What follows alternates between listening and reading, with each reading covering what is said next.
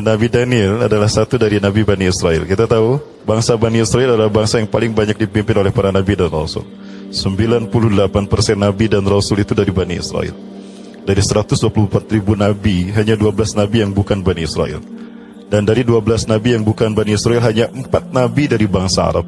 Yang terakhir Rasulullah SAW. Nabi Hud, Nabi Soleh, Nabi Ayub, dan Nabi Muhammad SAW. 4 orang ini Nabi dari Bani Israel, dari bangsa Arab. Nah, di antara Nabi Bani Israel ada Nabi yang bernama Nabi Daniel. Nabi ini terkenal sebagai Nabi yang apabila meminta dan berdoa kepada Allah, Allah pasti mengabulkannya. Hal ini dimanfaatkan oleh kaumnya. Bro, menurut kamu gimana tentang kematian? Ngapain kamu ngomongin kematian? Gua takut kalau ngomongin bicara kematian. Ya samalah, gua juga sama, takut dengan kematian. Andai saja kematian tidak ada dalam kehidupan kita, tentu kehidupan kita bahagia. Itu pikir mereka. Benar juga. Nabi kita kan Nabi yang kalau meminta pada Allah pasti dikabulkan doanya. Gimana kalau kita minta kepada Nabi kita agar Allah mencabut kematian dari kehidupan kita? Wah, benar cerdas engkau, bro. Sejak kapan kamu cerdas begitu, bro? Kata teman-temannya ini. Nah, ternyata kaum Nabi Daniel ini sepakat untuk meminta kepada Nabi Daniel agar kematian dicabut dari kehidupan mereka. Bapak Ibu rahmati Allah, datanglah mereka kepada Nabi Daniel dan mereka berkata pada Nabi Daniel, "Ya Nabi Allah, Anda adalah orang yang paling dekat kepada Allah di antara kami. Dan Anda adalah seseorang Nabi dan Rasul Allah yang kalau Anda meminta, Anda akan dikabulkan oleh Allah, apapun permintaan Anda. Wahai Nabi Allah, selama ini hidup kami tidak bisa bahagia, hidup kami tersiksa. Kenapa? Kami selalu dibayangi oleh bayang-bayang kematian, selalu diancam oleh bayang-bayang kematian. Sehingga kami tidak bisa nyenyak dalam tidur, kami tidak bisa tentram dan nyaman dalam kehidupan sehari-hari, bahkan ibadah kami pun tidak bisa khusyuk. Maksud kalian apa? Tolong mintakan kepada Allah agar Allah mencabut kematian dari kami."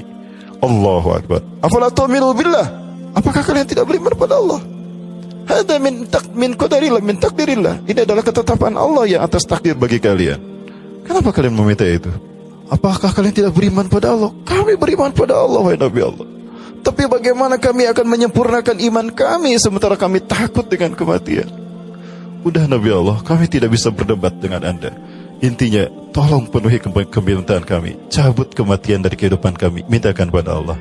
Baik, kata Nabi Daniel, jika itu kemauan kalian, andaikan aku meminta kepada Allah dan Allah mengabulkannya, maka apapun yang terjadi kalian harus terima.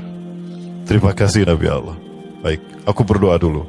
Pergilah Nabi Daniel untuk berdoa, meminta kepada Allah agar Allah mencabut kematian dari dirinya, dari diri mereka. Selesai berdoa, Nabi Daniel kembali dan kaumnya menyambutnya.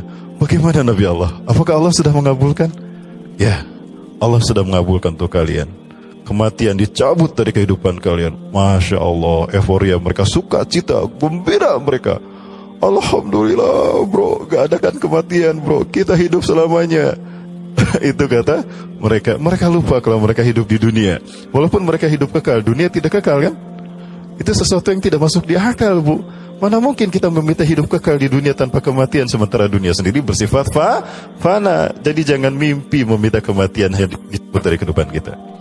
Bayangan mereka kehidupan tanpa kematian adalah bahagia. Tapi apa yang terjadi?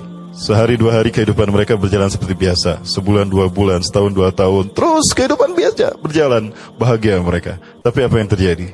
Rumah yang tadinya cuma dihuni oleh 3 orang, makin lama makin sempit. Karena tidak ada yang mati. Di antara mereka ada yang sakit yang berkepanjangan, parah sakitnya, gak mati-mati, digantung oleh rasa sakitnya, gak mati-mati ya, karena memang gak ada kematian. Jadi sakitnya lama, kekal abadi. Jalanan yang tadinya sepi, macet luar biasa, karena orang pada lalu lalang, makin lama makin banyak. Masalah yang tadinya hanya sedikit mulai muncul di mana-mana. Tiap orang yang lahir bawa masalah. Akhirnya kehidupan mereka jadi hancur berantakan. Maka sampailah mereka pada fakta bahwa kehidupan tanpa kematian adalah sangat menyiksa. Betul? Berarti kematian itu adalah karunia yang sangat dahsyat. Maka kemudian mereka datang lagi kepada Nabi Allah. Ya Nabi Allah, maafkan kelencangan kami. Kami telah khilaf, kami tidak sadar dan kami telah tidak paham, dibutakan oleh kehidupan dunia yang menipu ini. Sehingga kami merasa kalau kehidupan tanpa kematian itu indah, padahal itu adalah sebaliknya. Alhamdulillah kalau kalian sadar. Pasti kalian minta agar kematian dicabut dari kalian. Betul sekali Nabi Allah. Tolong cabut kembali kematian dari kehidupan kami. Mintakan kepada Allah Akhirnya dimintakan pada Allah dan Allah pun mencabut kematian dari mereka. Nah, ini pelajaran berharga bagi kita. Ini kisah nyata Bapak Ibu, bahwa kehidupan tanpa kematian adalah menyiksa, betul? Menyengsarakan.